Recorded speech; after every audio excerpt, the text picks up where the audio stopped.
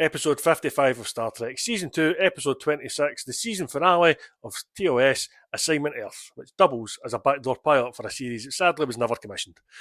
The Enterprise is in 1968. I'm sure Temporal Investigations loved that. In fact, it was authorised, weirdly.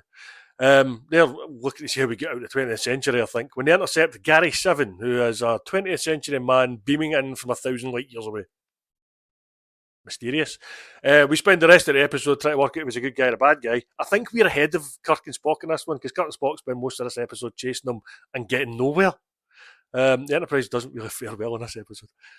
Gary's mission is basically to find out what happened to two supervisors that were on Earth already. Finds out they died in a car crash, which he doesn't really believe, but I'm assuming we'd maybe elaborated that one a bit more had we got a series out of this. And he has to take over the mission, which is hack into a missile that's being launched, arm its nuclear warhead, make it go off course, and it's going to be World War III if it doesn't get blown up. And of course, he will blow it up just in the nick of time and basically scare humanity into not doing this arms race that they're doing. And that's what happens ultimately. He gets there in the end, despite all the bumps in the road. Kirk and Spock basically getting in the way a lot. He does at one point meet Roberta Lincoln, who's a 20-year-old secretary that worked for the supervisors. But he doesn't realise at first his mistakes that were one of them. So he interviews her. She gets confused by the typewriter that types everything she's typing, or she's saying.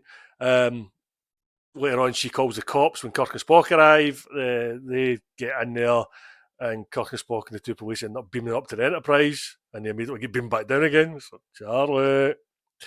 Yeah, it's just, they're not going to believe that one. Sure, Temporal Investigations would have hated that, but she also helps pull Gary 7 out when the Enterprise tries to beam him away from the missile.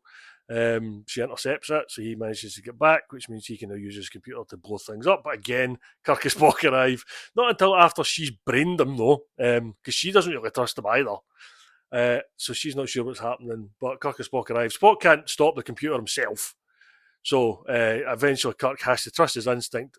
Gary will do the right thing, which he does, blows up the missile and everything's all fine. So we end with Kirk and Spock in their uniforms once more, because until this point Kirk and Spock have been dressed in the 20th century gear.